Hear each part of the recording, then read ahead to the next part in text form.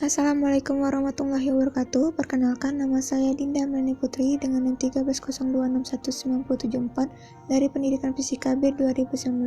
Di sini saya akan menjelaskan konsep foton dan fenomena kuantum.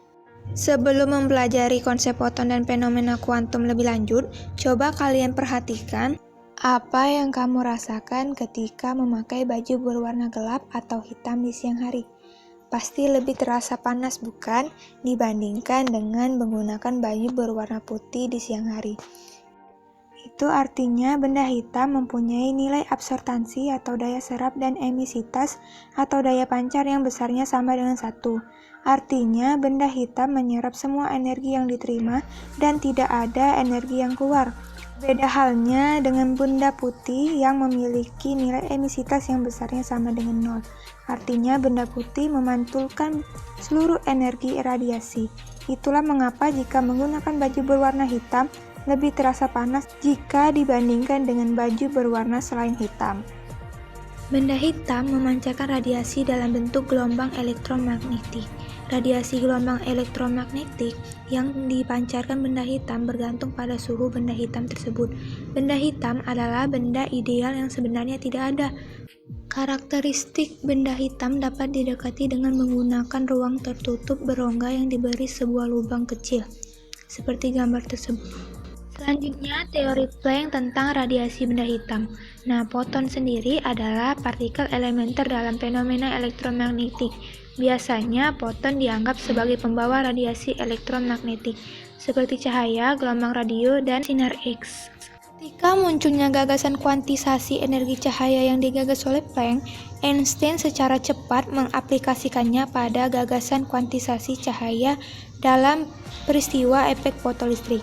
Efek fotolistrik itu sendiri menjelaskan perilaku cahaya yang dianggap sebagai partikel ketika bertuburkan dengan elektron-elektron dalam logam.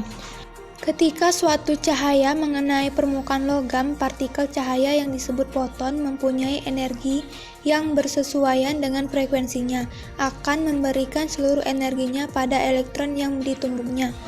Satu foton hanya berinteraksi dengan satu elektron. Itu artinya jika energi satu foton yang diberikan cukup untuk mengeluarkan satu elektron akan keluar dari permukaan logam.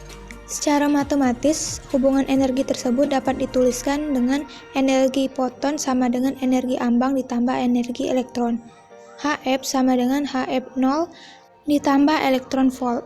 Kemudian jika cahaya frekuensi F lebih besar dari frekuensi ambang logam F0 mengenai logam, maka elektron akan terpental keluar. Besar energi kinetik saat elektron keluar dari permukaan logam dirumuskan dengan persamaan EK sama dengan W dikurang W0 sama dengan HF dikurang HF0 sama dengan H dikali F dikurang F0. Kesimpulan dari efek fotolistrik. Yang pertama, efek fotolistrik terjadi apabila energi foton cukup untuk membebaskan elektron dari ikatannya dengan inti atom. Yang kedua, energi kinetik maksimum elektron yang dibebaskan dari keping tidak bergantung pada intensitas penyinaran. Yang ketiga, energi kinetik maksimum elektron berbanding lurus dengan frekuensi cahaya yang digunakan. Yang keempat, cahaya dapat memperlihatkan sifat gelombang juga dapat memperlihatkan sifat-sifat partikel atau foton. Selanjutnya ada efek Compton. Berbeda dengan efek fotolistrik di mana cahaya memantarkan elektron dari logam. Efek Compton menunjukkan bahwa cahaya dapat mengalami peristiwa tumbukan sama seperti sebuah bola biliar yang menumbuk bola biliar lain yang diam, kemudian kedua bola tersebut terpental. Gambar ini menunjukkan bahwa sebuah foton menumbuk elektron target dan setelah tertumbuk keduanya mengalami hamburan.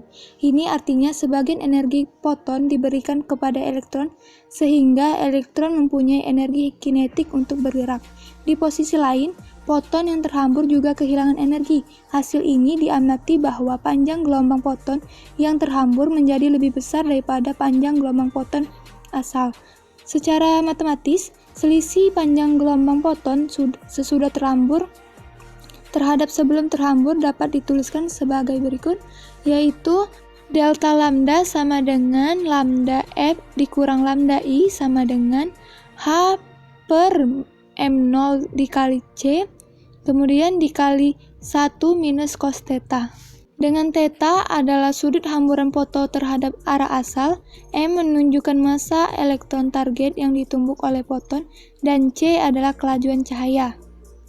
Selanjutnya, panjang gelombang de Broglie. Tahun 1924, de Broglie mengemukakan bahwa materi atau benda pada saat bergerak dapat menunjukkan sifat gelombang di samping sifat partikelnya. Menurut de Broglie, partikel bergerak seperti gelombang. Dengan demikian, partikel dapat saat bergerak selain memiliki momentum juga memiliki panjang gelombang. Persamaan tersebut diturunkan dari persamaan energi untuk foton dalam radiasi benda hitam.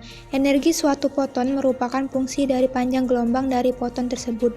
Hubungan antara momentum dengan panjang gelombang, P sama dengan H per lambda, lambda sama dengan H per P. Selanjutnya ada sinar X. Sinar X sendiri merupakan gelombang elektromagnetik yang mempunyai panjang gelombang 10⁻⁻12 sampai dengan 10⁻⁸ meter dan frekuensi sekitar 1016 sampai dengan 1021 Hz.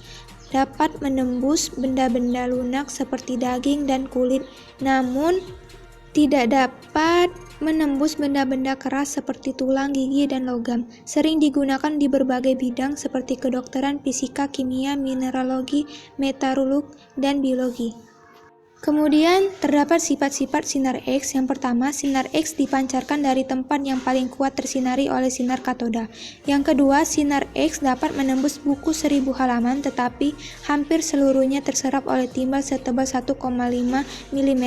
Yang ketiga, pelat fotografi sensitif terhadap sinar X. Yang keempat, ketika tangan terpapari sinar X di atas pelat fotografi, maka akan tergambar foto tulang tersebut pada pelat.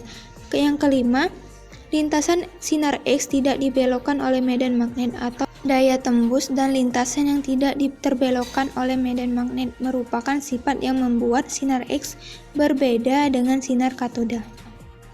Itu saja materi konsep foton dan fenomena kuantum yang saya sampaikan.